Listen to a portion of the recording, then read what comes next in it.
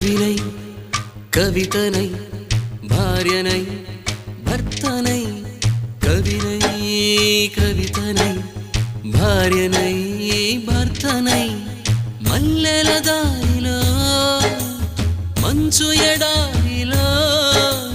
మల్లెల దారిలో మంచు ఎడారిలో పన్నీటి జయగీతాల